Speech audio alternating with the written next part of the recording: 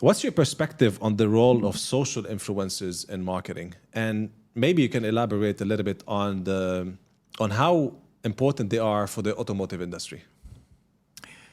Hala, to answer your question, we in the automotive industry definitely investing in influencer marketing makes sense.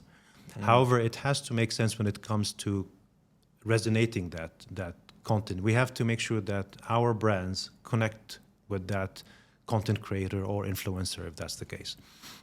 It's not just about, we define the objectives, even if the objectives are for growing or for generating revenue or maybe genuine leads, because apparently these pages are considered to be authentic.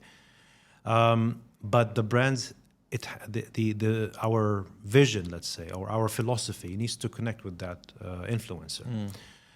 We don't want to fall in these traps whereby we've connected with content creators that eventually became more of a, let's say, a burden for the brand. We all heard the story of Car Expert, you know, and others who have been arrested. Imagine we had an association with that content creator. You know, although when we look at the content previously, his content was completely, I was one of his followers.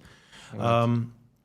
You have to assess, and I always advise, please go through the right channels. There are agency experts out there.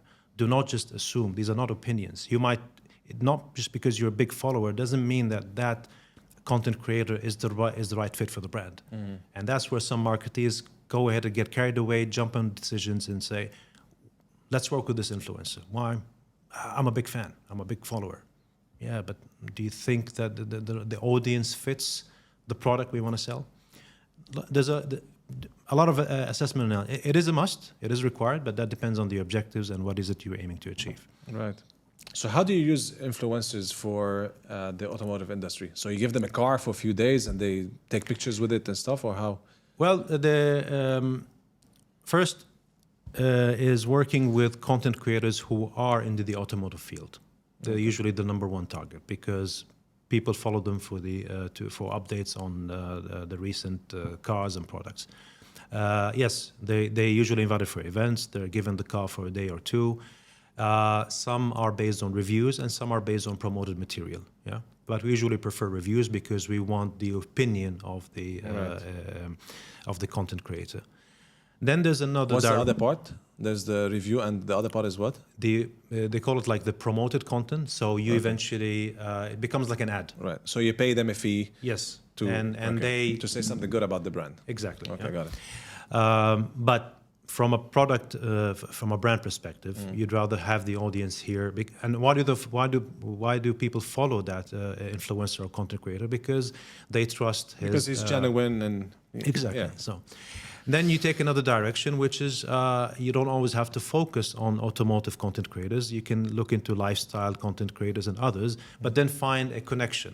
For example, let's say there's an artist who lives in Dubai. She maybe owns her own gallery, and you'd like to promote some luxury model, okay? And then you can consider maybe some sort of content whereby you showcase this artist selecting that luxury car as her means of transportation. So it becomes more of a promotion, but indirectly. So she's talking about, let's say, her lifestyle. It's a video about her, but then you show her just driving around with that vehicle. So depending really on what are your objectives to connect with these content creators. And one thing I'd like to add for content creators, I think there has to be really some refreshment to all this terminology. Many of them still refer to these followers as fans, and I'd like to just say it out loud. They are not fans. They are followers. Fans are people who love you, people who will pay to watch you, people who will travel to see you, people who will be very upset if something happens to you. We need to change that terminology. Even influencers. When you say what are you influencing exactly? If your content is all entertainment, for instance, yeah. Today, even historically, we are fans of celebrities. We are fans of sports celebrities. If I'm your fan, I would possibly have your poster up in my room. Yeah. That's how I understand fan bases. But there has been, I think, misuse of terminologies in social media today, it needs really a bit of a refreshment.